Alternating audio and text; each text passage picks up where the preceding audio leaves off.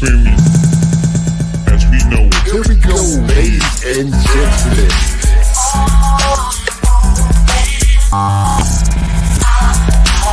Yes. Global Empire Entertainment Media. You are not ready. And if you are, step right up. It's going down. Global Empire ENT Media is now live. Are you ready?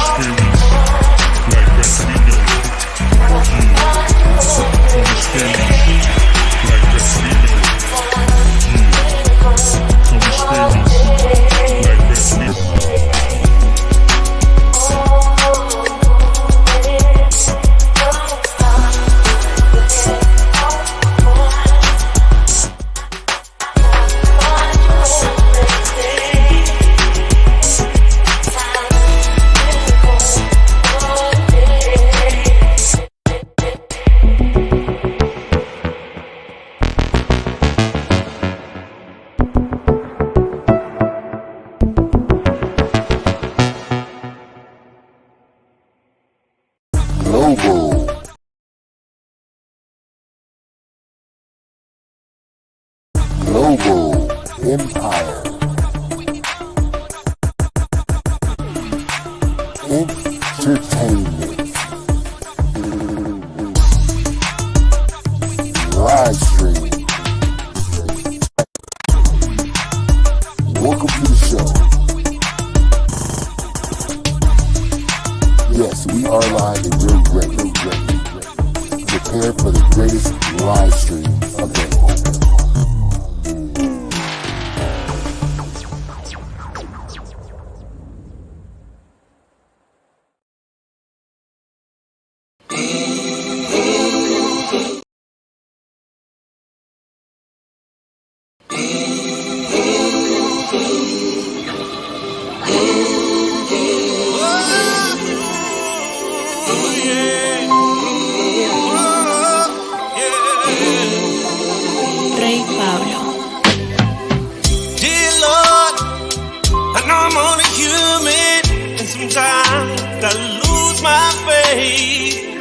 And I've walked a million miles in these human shoes. But now I'm asking if you have it your way and you got me on the right path I'll follow. In your name, in your faith, Lord. God, if you leave me,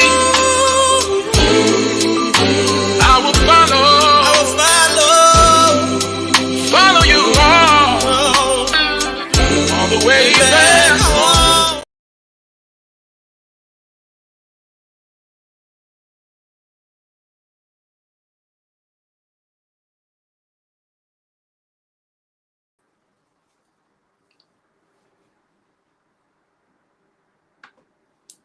Well, are we ready, folks? Are we ready for another interesting and exciting interview? You know, I've got some great things coming. But today, I've got the one and only, y'all. I've got the one and only. I got to bring him on. Hold on. I think he's up in the house. I think J. Perry Studios is in the house. What's happening, my brother? What is going on? Thank you so much for the invite. Thank you for that cool intro. I was like looking at those pictures. I was like, you better take me back. You know what? I had to take you back down memory lane. You know, sometimes we forget how we struggled. We struggled in the beginning. But Lord, dear Lord, if you followed the Lord, that was Takoa King Lion from Global Empire and Lion House Music. That is one of his tracks. But I really thought that was very, very appropriate. But you know what? I want to talk to you because I I have to tell you what he does, everybody. You ready? And you know, you probably already saw the movie on YouTube, okay? Because and I finally finished it. It was tremendous. But Jonathan R. Perry, actor, playwright, director, and activist. Stage name is Jay Perry, has dedicated his life to bringing people together, drama by highlighting and encouraging people of color to take a chance to creatively express themselves through acting, storytelling, writing, directing. His goal is to elevate Black consciousness with his production company, J. Perry Studios. J. Perry Studios' original productions include Come and Talk to Me, released in June of 2021. Black Thoughts, I need to see that one. December of 2021. And one of my favorites so far, Family of Strangers, released June 2022.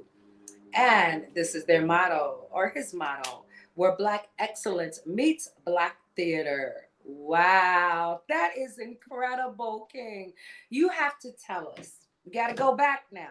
Got to go back because, Okay. you know, we have to know how you started, first of all, okay?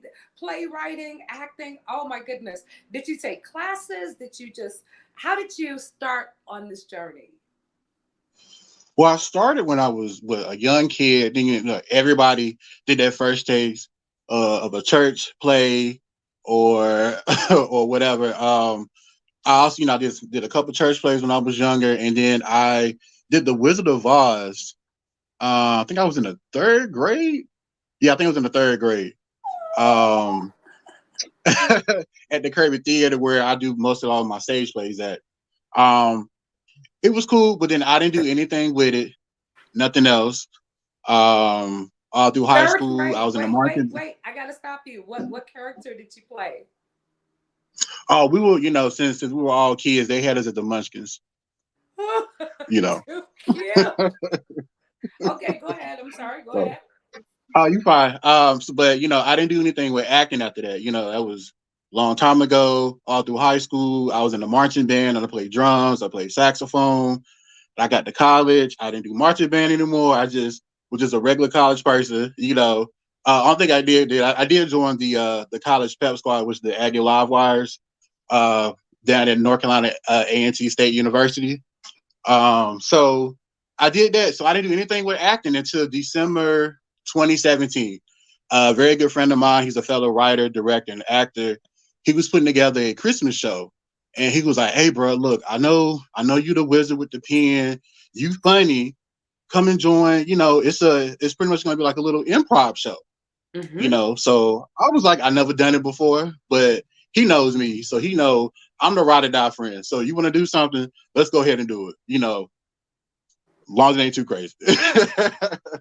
But anyway, I got it. I was a part of the show. I actually wrote a skit for the show that which able to perform.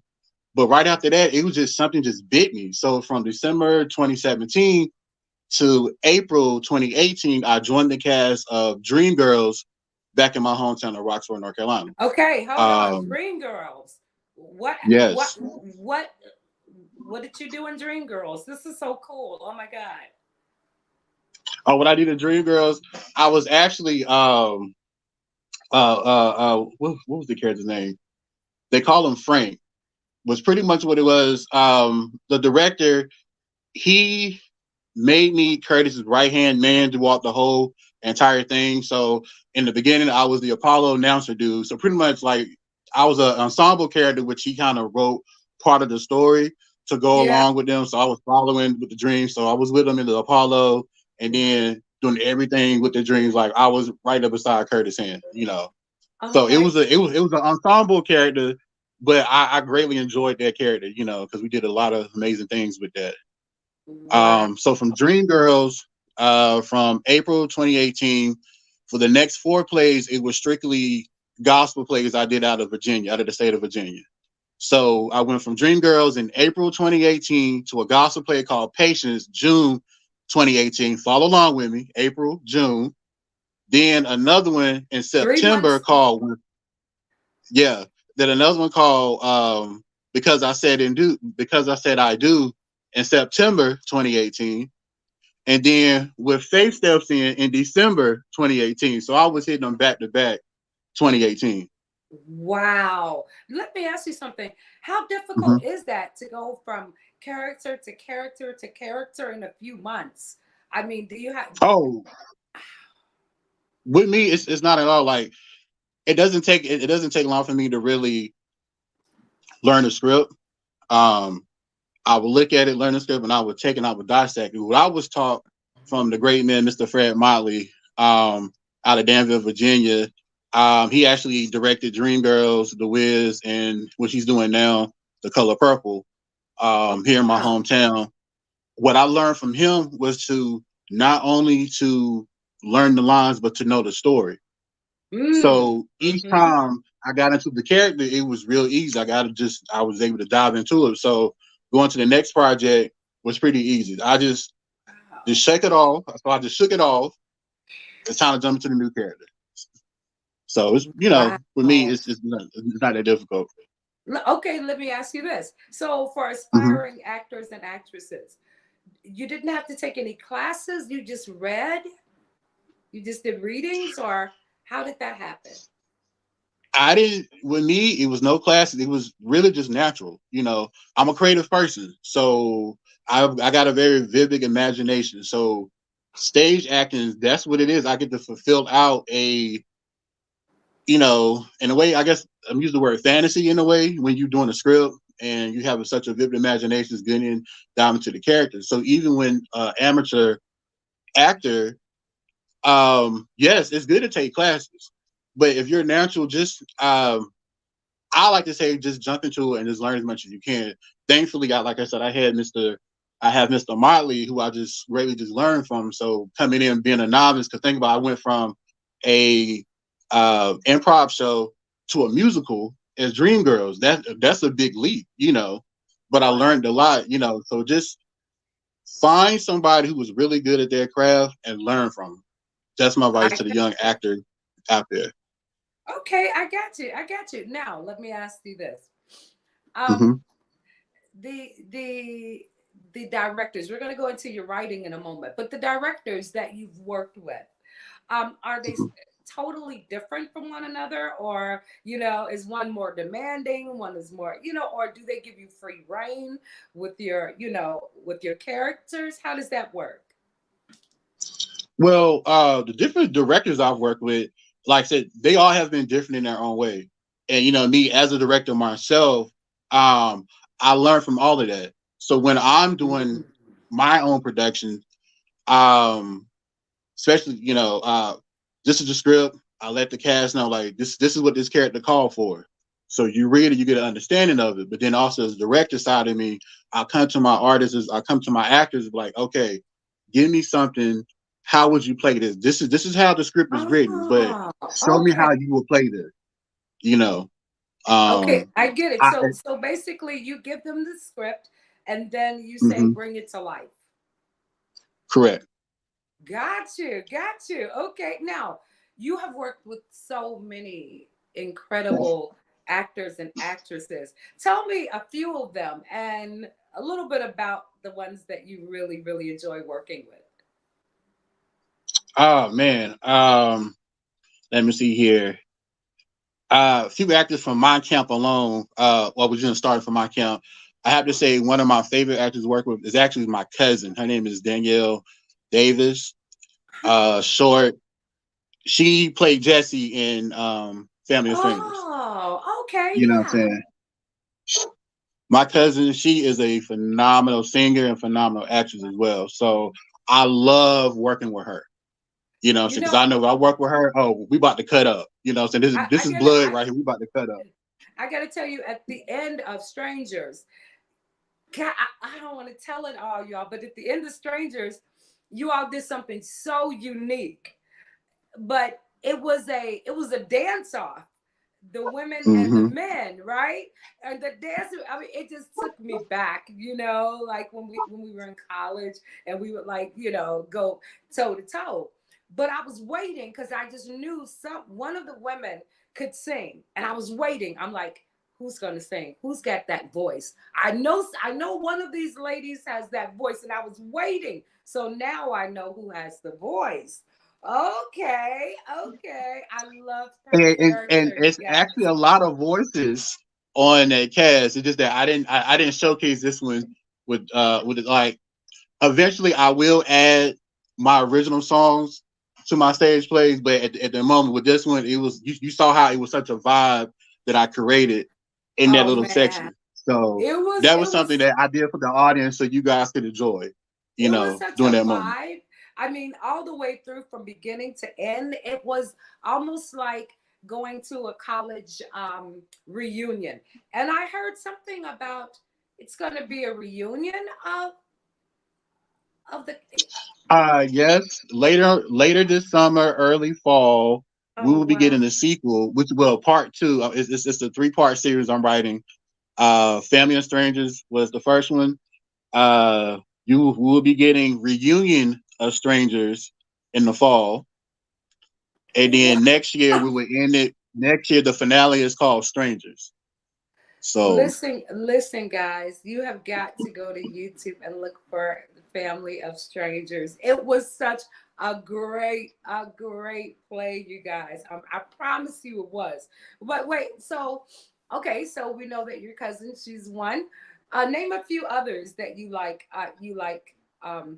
Acting with you, or you've seen them in other plays or other movies.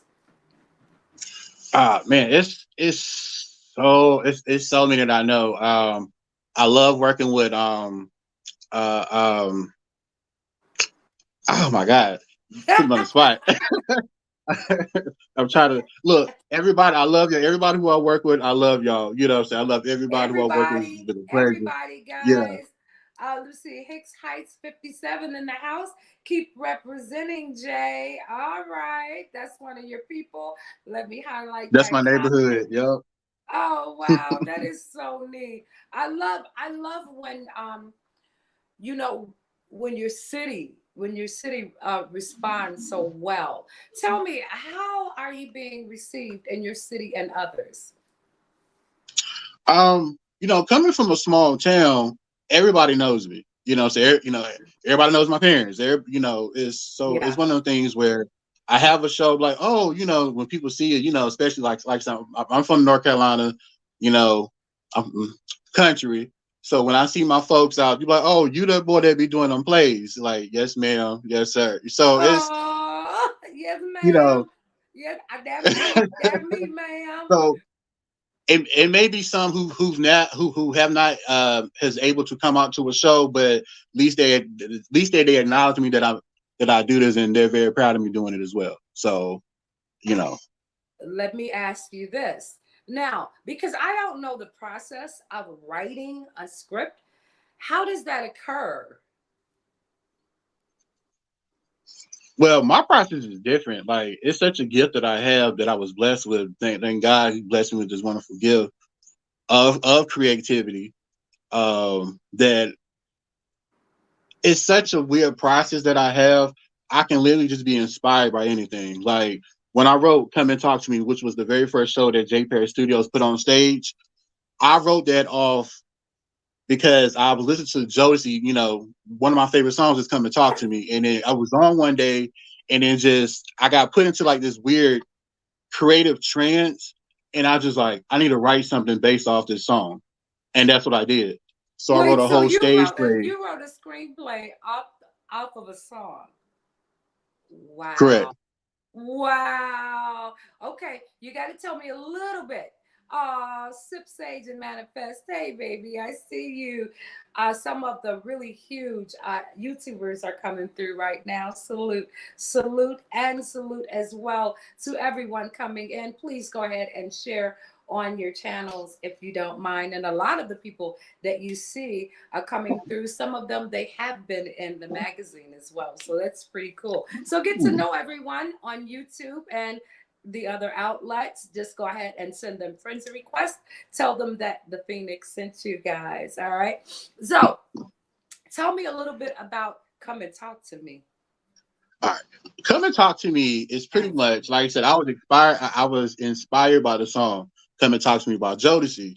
So Come and Talk to Me is pretty much about a popular radio station called 115.1 Vibes Radio. It's the number one station off the land. Now, I don't know anything about running the radio, but I have a very good imagination. So this play is pretty much about the employees of station 115.1 Vibes Radio. So in the station, we have the married couple. You know, it's always that married couple that works at the job together. Mm-hmm. So they have the number one radio show called Black Love Radio. So they're on the air, everybody loves them, but when they off the air, they create a very toxic environment, work environment for everybody else at the station. Oh wow! Where can we find that one? We are actually this summer we'll be putting this particular stage play back on the stage. Oh, So wonderful! Wait, so I have to come to you all? Yeah, I believe that North Carolina is trying to get me there because there's way too much talent in that city, and I have to see it in person, live and direct. I'm telling y'all, you gotta this come is on. good. Yeah, the stream yard is good and everything, but I want to be in the audience. Let me ask you this, Jonathan. Okay. Oh, wait, and one of my moderators, he actually grabbed the link for us as well. And here it is. He found it. Thank you, Josiah. He is a really, really great moderator, guys. Appreciate you.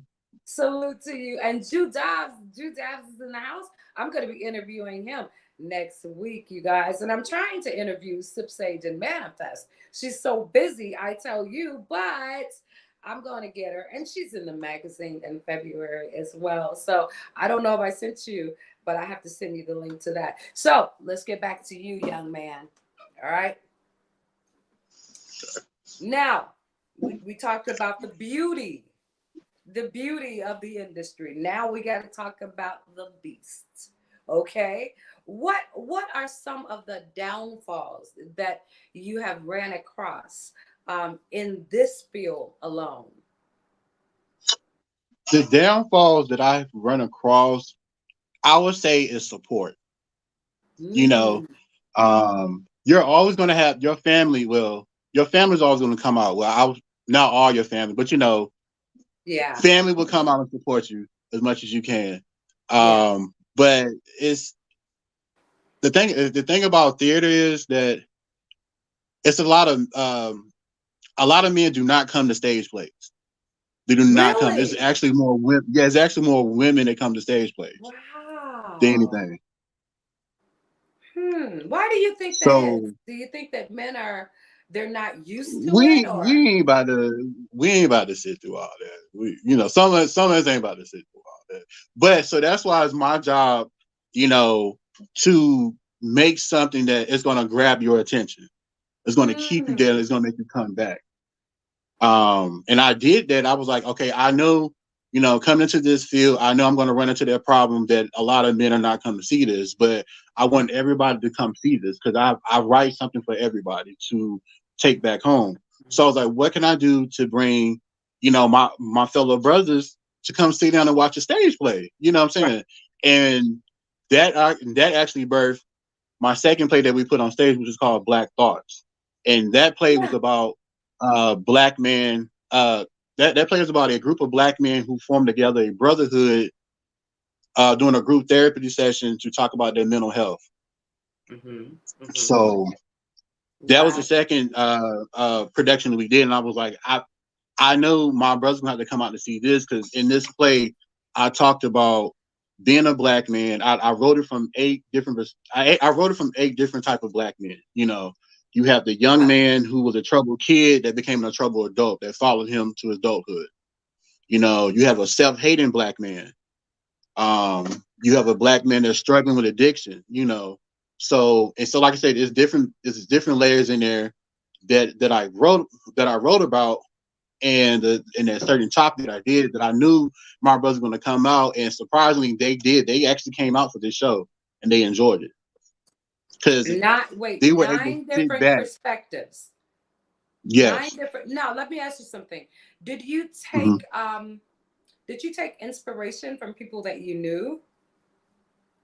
I took inspiration from people I knew and also myself as well. Mm, I'm a type of person, I battled with depression, I battled with anxiety, and theater has always been my way of therapy. I always recommend that to everybody. Go to therapy. Um, but I noticed once I hit that stage, that's what I loved about acting. When I wrote this particular piece, Black Thoughts, it was like I was able to shed any type of feeling I might have had, anxiety or whatever, and I was able to put into these characters and put it on stage to show the world as Black men, like what type of creatures that we are. Like, yes, we are vulnerable. Yes, we don't have to be tough all the time, but I showed everybody in this. So yeah. that is so incredible because I know that's not just me. A lot of our sisters, we're trying to figure out men. Like they're almost like a different breed, and you don't hmm know like if they're supposed to be overly strong, if they, and then there's a misconception that men are not supposed to cry, they're not supposed to be weak, they're not supposed to. So this would be really, really great to watch, because maybe we can get a better perspective on our men. You know what I'm saying? And I need a better perspective sometimes on all of the men. I have grandsons, and my very first grandson, I kid you not, there was 50 years between males born in our family. We had all girls, all girls. So it went from my oldest brother to my first grandson. So it was 50 years. So in the waiting room, there's nothing but women, all women, young girls, whatever. The doctor came out and said, "Oh, it's a boy," and we all just we froze because we didn't know what to do with the boys. And so I kid you not, like I would just be staring at my grandson like, I really don't know what to do with you. I don't know what to do with your hair. I don't know. I don't. What do I do with you? You're a different breed from us, and so I'm so glad that his mother found out what to do with them. And then after that, then the boys started coming. But there was no boys for 50 years, except for, my daughter's husbands and things like that. But all babies that were born were girls. So yeah, we need that perspective. Yes, indeed. Now you went from so you went from that one. What was your next one after that? Your next play? After Black Thoughts was Family of Strangers. Oh man. Yeah. Now, And tell me and let me tell you too, when we did come to talk to me, the very first show that we put on stage, it didn't go as planned. It actually went from a cast of 13 to 6, but the day of the show, it was only 3 of us. But 2 weeks prior to the show, I had got this feeling in my gut. It was my discernment was like, something getting ready to happen. You need to be prepared. So I was like, okay, we're gonna have to make this show improv now because it's like I'm a writer, but it's too much, slicing and dicing, trying to put together something. So we got to go out there. We're gonna keep to these scenes, but we just got to go make it up, and as we go. And that was the very first show that we did. So afterwards, everybody knew like, okay, the show was improv. So that's why we're bringing the show back. But so the very first show was an improv show. Then the second show was a very hard hitting show about Black men and mental health. And then I went to Family of Strangers. I was like, okay, I need to kind of liven everybody back up again. I can't hit everybody so heavy right now. Let's kind of bring it back up. yeah. So hence Family of Strangers. Wow. That play, I kid you not. I was crying for a minute.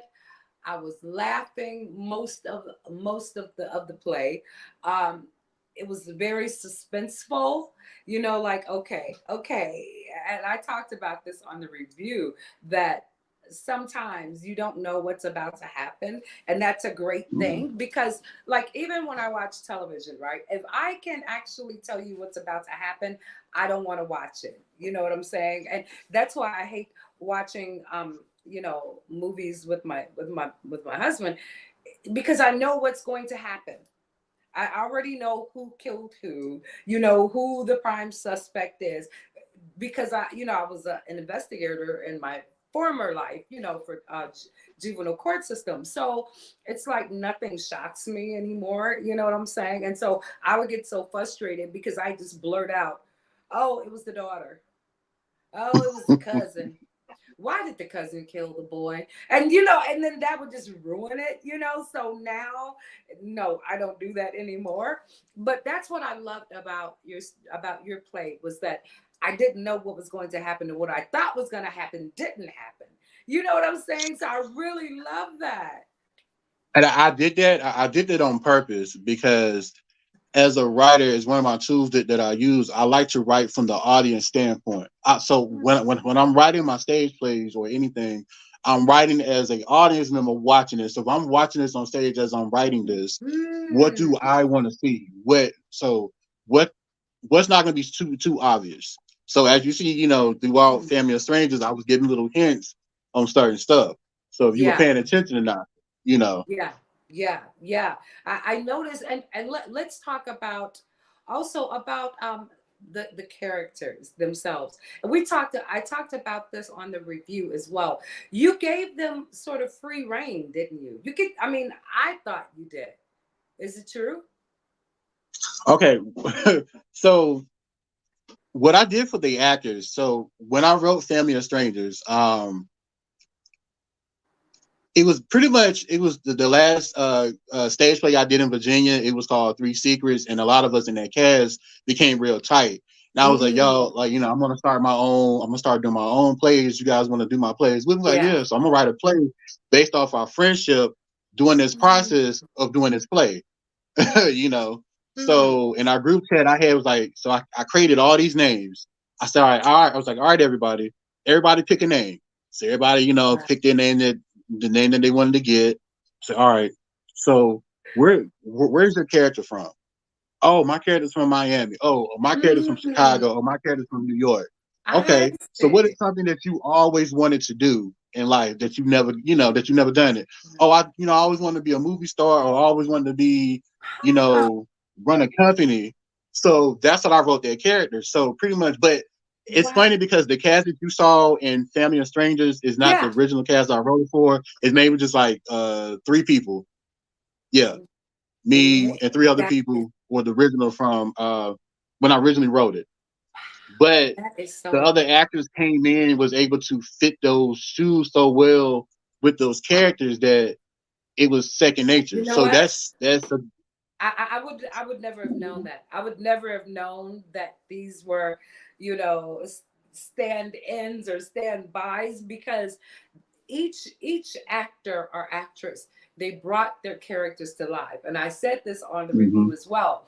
There was that there's a well, she was an actress, right? One was an actress. Yes, yeah. Yes. Sanique was the actress. Yes. And then there was Seven, the young cat. Then there was Caesar. He was on the voicemail. Then there was a Sunshine, throw up in the air. She's Sunshine, and she played that part. And I just talked to her a few minutes ago, as a matter of fact, or I may have talked to you, but did I? Yes, yes, yes, yes. I did reach out to her because I do want to interview her. She literally almost stole the whole show.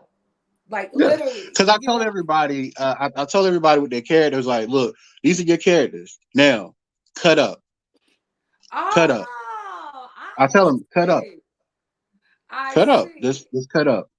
And you know what? And But and I think too that when you allow them free reign, that they bring a lot of themselves to their characters. They breathe life into them, and so as I'm watching them, I'm thinking, okay, yeah, he is very lazy.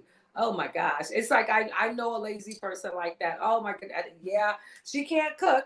Stay out of the kitchen. No, no ma'am, no ma'am. I kept hearing that from one of the characters.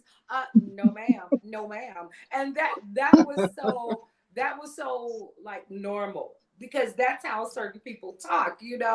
But and I said this on the review the other day too, that you have messages behind your screenplays. Tell me some of the messages that you try to convey to your audience. Well, the type of messages that I'm bringing out to any of my production is I say to myself, as writers, Mhm. we are responsible for what we put out into the world and what we put on the atmosphere. So we have to watch Mhm. the type of energy that we bring and the type of message that we're creating for people to see. Now, I'm a type of person where, I love everybody, but I'm also rooting for my people as well. Mhm. Yes. And so the type of person I am, the type of material that I will write, I'm always want to show our people in a positive light. That's why Family of Mm. Strangers, these were all educated black Yes, men they and women. were.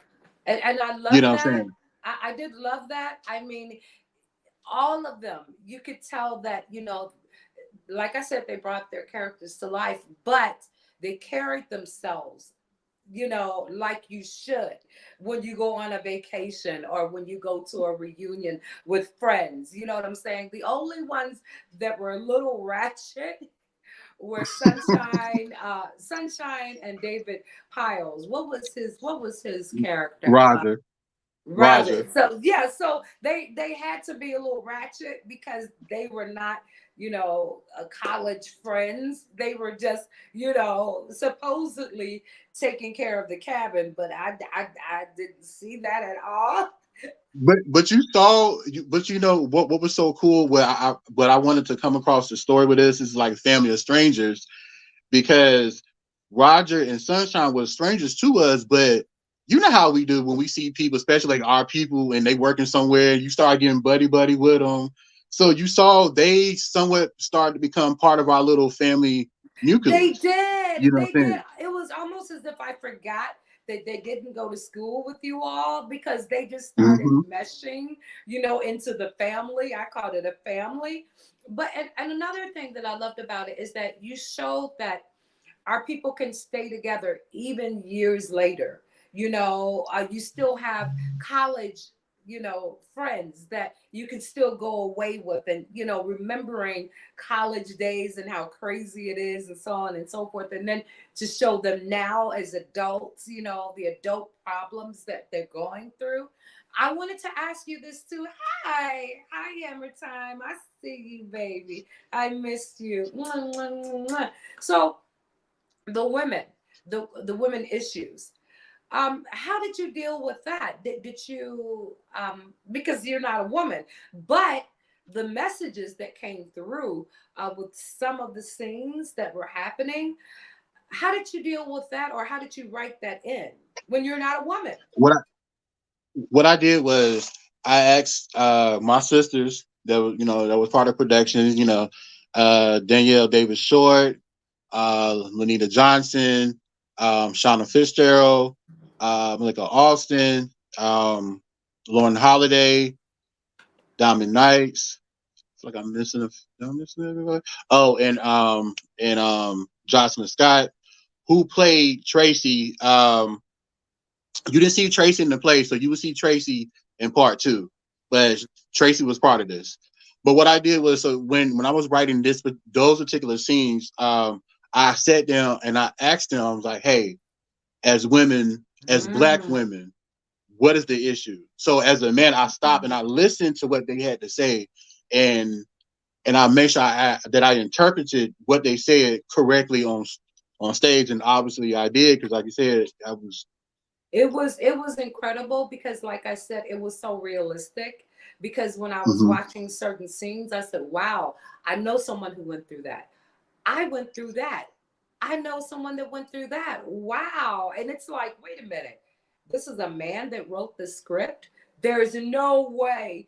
There's no way, because it was feeling behind what was Mhm. going on as well. So, there was one part when the young lady, she's holding her stomach, and I'm worried about her. That's when you know that you're loving a good play, because you start feeling, empathizing with total strangers that are on a screen, and I'm like, oh my God, well, maybe it's her kidneys. No, no, no, no, she's holding her stomach.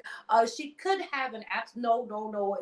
And I'm thinking, I'm trying to figure out what's wrong with her, right? And then towards the end, I said, I think it's hmm. And sure enough, it was. I said, oh And wow. then, ooh, Ooh. that was, Oh, you guys go to YouTube. I'm telling you what I know, man. You are going to love the characters, but they're so realistic as well. That's what I love about it, is that it wasn't just a written script, and you can tell sometimes when the actors are not feeling their roles. You know what I'm saying? It's like, Mhm. okay, so that's just written out for him. But one thing also, it was almost as if each each character, you wrote the script for them or for their personalities. You know what I'm saying? Is Yeah, that sort of true as well? I did. It was, once the cast gave me their background of, their particular character, like Seven, Seven, who was played by James Morris. um Seven's character, as you saw, back in college, he was the broke dude back in college, Yes, and now yes, he's at the point of his life, he's doing outreach stuff, helping families, because that type, you yeah. heard he was telling all of that. Um, and then I wanted James to bring his own swag to that. Like, give me, if you were this person before, if you were some person that was sleeping out your car at one time, or you was in a homeless shelter one time, if you were, put Mm. your put your emotions into this character. Like, so, but James is a phenomenal actor anyway, He killed it. and He killed he his kills it. part. He did, because Yeah. it's like when I looked at him, it was sort of like he was real to me. He was in college, okay. He was a little wild, okay. But then he got older, and then he remembered where he came from. He remembered those hard days, sleeping in the car, not having food. So then he changed his life around, and now he's trying to help other people. And it's like, I know so many of those brothers, so many sevens that back in college days they were wild, but now they're like teachers, professors, activists. Let's talk about your activism. I read that. Hmm. Tell me a little bit about your activism.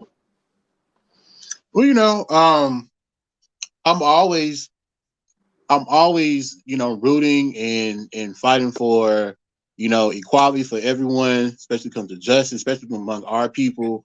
I'm a product of North Carolina A&T State University. I don't know if you know about them. The A&T four. So for freshmen, I always look at them for inspiration. So if four Mhm. freshmen can change the world, I know I can too. So I always keep that at the back of my mind. Anything I can do. So I was really heavy, we were protesting in my hometown because we actually had a situation where, we had a black man shot and killed by a white officer here in my hometown. Mhm. Um, I was part of one of the protesting groups here that we had to, trying to seek justice for this brother. And unfortunately, I was arrested for the very first time, put in handcuffs, you Wow. know, had to go to court for a whole year just to let just to let us go, because our rights was violated. So um, that took me out the game to be more out front because what I'm trying to do. So all my activism now, I put it in my work. Mm, So I see. when the dialogue, so when people are speaking dialogue, you are hearing my activism in the dialogue.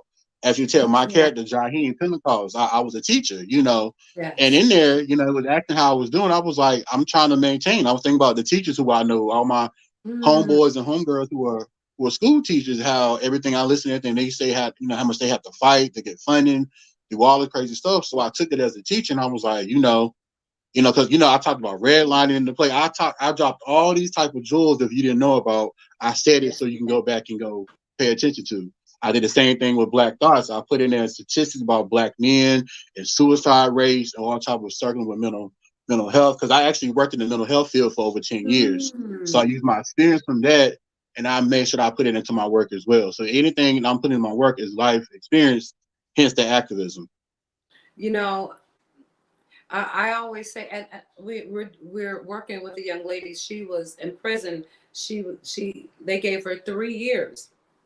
She was leading a protest during the George Floyd incident. Right? She was pregnant. She made a statement, and this is what gave her. This is what got her 3 years. The statement was, "We know that you're willing to live for the black, but are you willing to die for the blue?" The government said that that was, a threat. They gave her 3 years. She had her baby in prison. She is an activist, and Brittany Martin is her name. And I told her before she went in, she was crying because she knew, she said, the Lord has already prepared me that I'm going to do this time. But most activists will face jail one time in their lives. That's when you know you are a true activist. If you're willing to spend time behind those bars, you love your people. You know what I'm saying? And so she had her baby, and she's doing well. I need to find out what's going on with her. And then there was another young lady as well, Queen Pearl. I interviewed her last summer or the summer before, but she was pulled over for a regular traffic stop, and it's on my channel too here. And it was in a racist city close to Memphis. We know how it is close to Memphis in Tennessee. So they told her to get out the car. She said, I'm not getting out the car. She had her 3-year-old grandson in the back. She had her teenage son next to her in the passenger seat. And they tased her. They beat her. They beat the son. They tried to pull both of them out of the car. And the 3-year-old was screaming for his life. It just so happened that that came up on my news feed, and I said, I'm going to reach out to her. And she actually, they're trying to give her a little bit of time now, not a lot, but she actually came to Tulsa to meet me. And it was so beautiful because I said, wow, I said, you are revolutionary and you're coming to see me. Well, we had a Black Justice magazine. I do magazines for other people as well. And this was for Pamela Smith in Tulsa. She was abused by I'm not going to talk about that, but she came.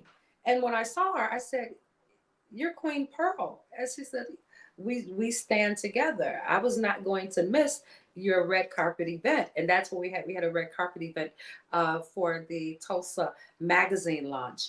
And just to know that she came from Memphis to Tulsa just for that event, I said, wow.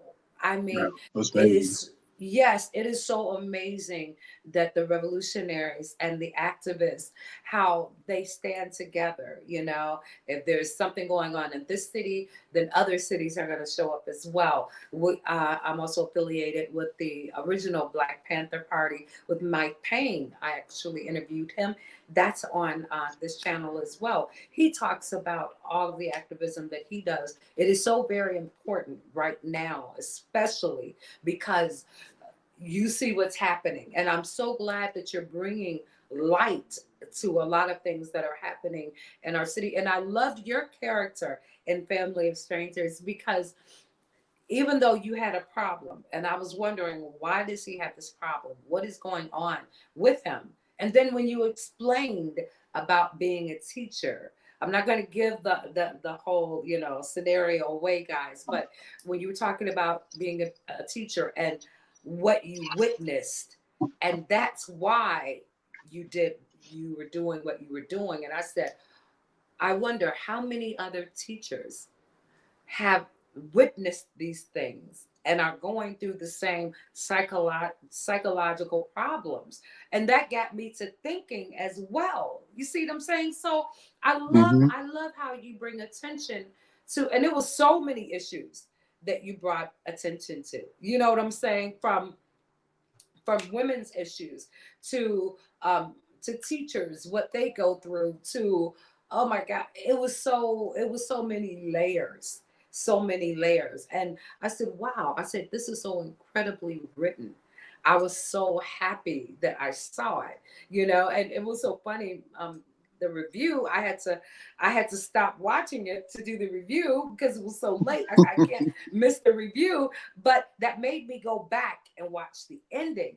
And I said, wow, this brother has got some talent. Oh, wait. Let me ask you something. What are you working on next?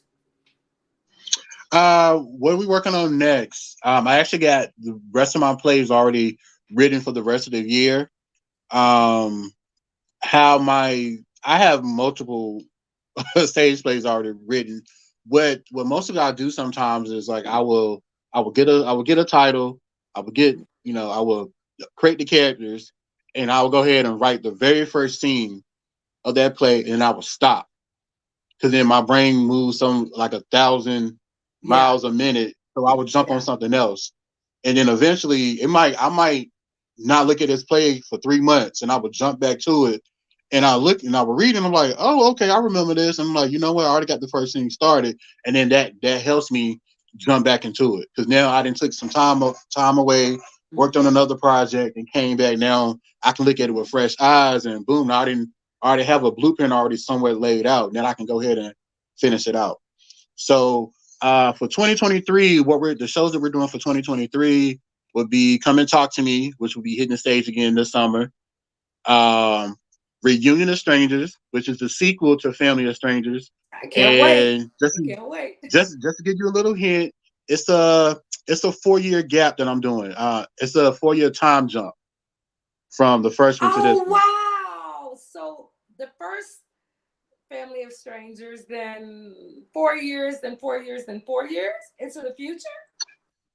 4 years for the second one. I'm still trying to figure out. I have not started on the third one yet. I know how I want to go with it, but I don't know the big time gap that I'm gonna do. But for right now, we're doing 4 years. And what I did bring, we talked about the pandemic in it as well. So I use that as a reason why the family has not gotten together in those 4 years. You know what I'm saying? Wow. And I can't wait to see what's happening with the characters in 4 years gap. I'm like, okay, so this one is probably going to have like 5 more children. This one is probably going for his master's or his, but I got a few more questions. One, have you ever, have you ever dealt with jealousy in this arena? From other playwriters, from so forth. I have, and it is hurtful sometimes because they would try to accuse you of copying, and that's no true. That's not true. What I have learned is that I'm always willing to help everybody, and like because at the end of the day, when I make it, you make it. When you make it, I make it. Mm-hmm. You know what I'm saying? Especially because it's enough room for everybody to do something. You know what I'm saying? I'm not that particular writer where I'm going to be stuck in one genre. Mm-hmm. I love the Lord too, but I'm not going to be doing gospel stage plays unless He lay it on my heart to do. You know what I'm Right. saying? Right. Um, but if He lays on my heart to do one, I will write one. You know what I'm saying? But Right. I want to be able to jump around so many different genres that you didn't think it's possible to see us in. Mm-hmm. I'm a big sci-fi fan. I'm a big fantasy fan, and I love to see our people integrated in those type of genres. You know what I'm saying? I actually have a stage play that we're going to be doing at the end of the year that has a little sci-fi to it, and that one is called "If These Walls Could Talk." Oh, that sounds interesting. Just give me a little bit Okay. of that one. What's going on with that All one? right. If These Walls Could Talk was pretty much a play about an apartment complex called the Bella Mist Apartments, and Mm-hmm. 6 different stories. The only thing they have in common is that they live in that same apartment complex. Hence, Mm-hmm. If These Walls Could Talk. So it has a Mm. little sci-fi-ness. It has a little horror, little suspense. This is a stage play, so it's y'all, definitely on the lookout for that one. I cannot wait. And I have to salute Boss Lady Radio is in the house, you guys. Salute. She is actually my mentor in radio. As a matter of fact, when I first started my radio stations, I didn't want to do it. I said, I've got enough to do with promoting. And she said, no, you're going to get into the radio. And she literally took my hand step by step by step by like, no, your sound's got to be better. No, no. If you say you're going to be on that day, you're going to be on that day. No, no, no. There's no canceling. No, no. Like, she was so hard on me. I'm like, oh God, okay, fine, I'll do it. And I was so scared, the very first few times. And I'm like, no, I don't think I'm cut out for this. And then, as she held my hand and, she told me about the different genres and about, having a great ear and so on and so forth. And basically she taught me how to be honest, because she knows my facial expressions and so forth. So if I would go live as well as on the radio, I'd have these crazy looks on my face. You know what I'm saying? Like, oh my God, I can't believe I played that. But she taught me. And one thing I learned about Boss Lady Radio, that is Diane Deesky, you guys. One thing I learned is dedication. And it is great to have someone that is already in the field, like you said earlier, and doesn't mind sharing their wisdom with you. There's so many people that make it in radio and in movies and plays and playwriting, and then it's almost as if they want to keep everything that they learn to themselves, when it's okay to share, because I said this the other day, what God has for you is for you, it's not for me. So there could be and I'm affiliated with a lot of radio stations. What is her name? Nasim SL. She has her radio station, Vibe One. And so we taught each other, you know what I'm saying? I do more graphics. So when someone needs graphics, I try to throw in some graphics for them. Nasim, she is dynamite on the radio. So I'm just throwing out names for you because I'm sure some of them will be coming at you once they see this. But we call ourselves Queen Tings, Tingz, and we always hashtag. So if you go different places and hashtag Queen Tings, you'll see our different radio stations, our different shows and so forth. And I love it because, there are others from different cities as well that have hashtagged that as well to let us know, okay, I'm on the air. Okay, what are you doing? What are you doing? And even though these women are so very busy, like crazy busy, they will always check in. You know what I'm saying? Always drop what they're doing. Okay, I'm having this, I'm having that, I'm having that. And I love the camaraderie, and it's a misconception that Black women, they're fickle or they don't stand together or they're haters. And no, it's not like that. When you get to a certain point in life, then you don't mind sharing that wisdom. You know what I'm saying? And that is what I love about my mentor. And I thank her so very much because of the radio station.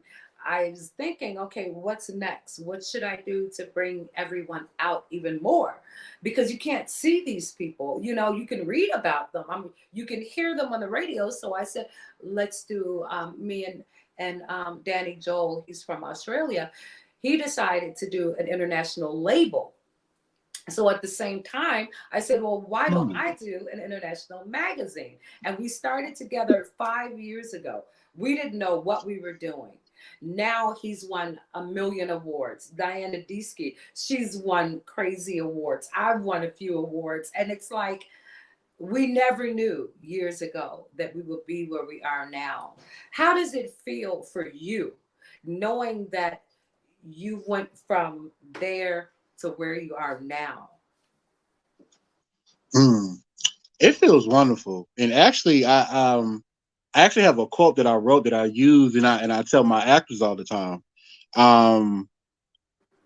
My quote is, speak life into everything that you do. Maintain the growth by feeding it positive affirmations. Be thankful for the harvest to come. And most importantly, be humble through the whole process. Be humble. You're absolutely right. Sometimes I get so frustrated when I was doing interviews because there were certain there were certain guests that were so full of themselves, and I'm like, you haven't even talked about your label. You haven't talked about your producers. You haven't talked about your promoters. And I would have to literally like drag it out of them. Like, who else is on your team? Hello, it's not just you. You know what I'm saying? Who's on your team? And who's on my team? For one, I have my incredible Actors Guild. Among my actors, we call ourselves Eclectic Soul Theater Ensemble. Eclectic Soul Pretty much. Theater Ensemble. Okay. Mhm. So pretty much, those are my main actors that you will see all the time, and pretty much everything that I do. Hmm. Um, but one of my very close friends, we've been friends since college. He's a fellow artist. His name is Gary Bryant. Hmm. He just dropped a project on YouTube. He's a lo-fi artist, so y'all go check him out. Follow me on Facebook, and I'll tag him and all the type of stuff, man. His project is dope. He's a super dope. He's a genius. So he's Wow. definitely one of my people who I always look up to and seek counsel with, and vice versa. Um, but yeah, I just, it's a lot. I'm always a welcoming person. That's my light, that's my spirit, that's how God made me to be. You know what I'm saying? So anybody that anybody who has worked with me, they'll let you know the type of person I am. So I have my close knit who's a part of my team, but really it's everybody. I got I'm always trying to look out for everybody. We're trying to help each other out. We're trying to help each other build.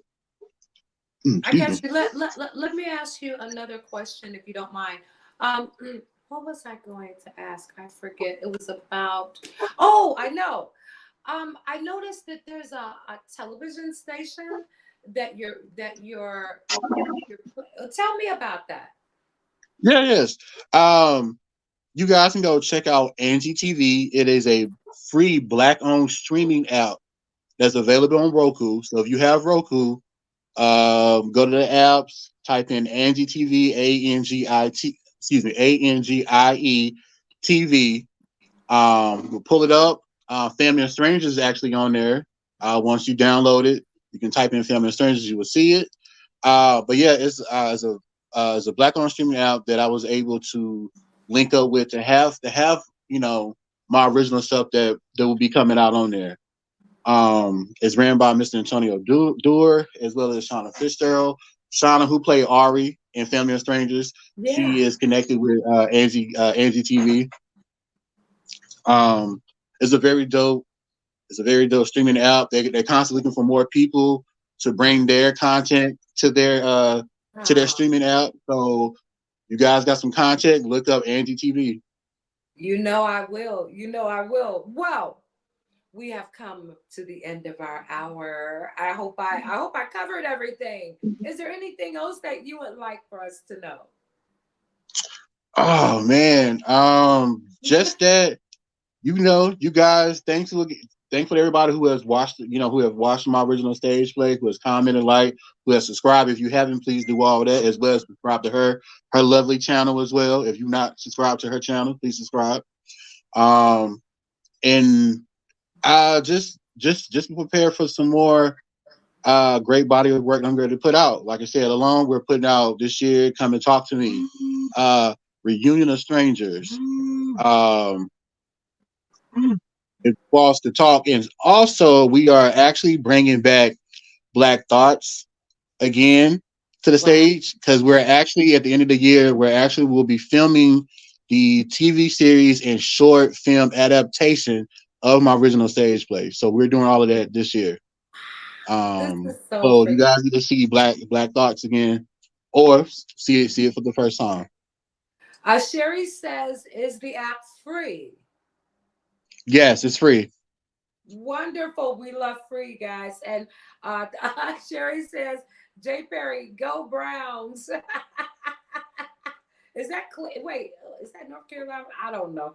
Anyway, all right. So we just want to say thank you so very, very much for coming through. This has been such an honor. Guys, whatever you do, go to Angie TV, go to YouTube, look for J. Perry Studios, you guys. You will not be disappointed. And of course, I'm going to come back with more reviews. He's going to be in the March edition as well. We have already started on it, guys. So get ready, get ready. You're going to find out a lot more about this young man in the March edition. So I just want to say thank you so very much for coming through, Jonathan. I appreciate it. I love your work. Thank And don't you. you ever And from J. Perry Studios, where Black excellence meets Black theater. You heard. Enough said. Thank you, Jonathan. Thank Bye y'all. bye, darling. One love. Wow. That was so great, guys. That was so great. I hope you enjoyed it. I hope you enjoyed it because I've got more actors coming next week, you guys. Let's see who we have. Are you ready? Even though I'm blind, you guys, I'm going to talk a little bit about that on Monday because we are interviewing Kazerni Bussy. Did you know there's a whole network of artists that are blind, you guys, even though I'm blind? So that will be on Monday. On Wednesday next week, we have Jerome Metley and Judabs, Dabbs. I think he is still in the chat as well. So these are actors, you guys. That is next Wednesday. And then on the 28th, we have Karen Slaughter, you guys. She is also an actress. They're all in the magazine, you guys. Their work that they have been doing is phenomenal. And then in March, on the 3rd, if anyone is wondering, let's see, the February hard copies, they are going to be ready to ship out. So if you're interested in the February edition, it's still in the interactive stage right now, but it will be going to physical copies that will be on the 3rd for the February edition. And on the 3rd as well, the March interactive edition will be out. If you've never heard about our interactive magazines, just say, I'm interested. And then just leave an email. I will send you free the interactive edition. I just sent Diamond Sip Sage and Manifest. I just sent her one. You can actually pull it up on your iPad, your tablet, your phone, and it's interactive. So you'll be able to push the icons on certain pages and it'll take you to videos, it'll take you to their stores, it'll take you to their social media links. It is really, really cool, the interactive, you guys. So, mama's tired. That's it for now. I love all of my moderators. Thank you so very much. Thank you so very much for coming through. I don't need 100 people. I just need a few. A few good hearts. And you guys have always supported me, and I thank you. And Sherry, your gift is going out. As a matter of fact, I forgot to tell you that, but it is going out, and I think you are going to love it. Yes, she won a competition, you guys. We're going to have another competition on Monday. Be ready, guys. Be ready. I love you all. Until next time. Bye, family. Gotta go.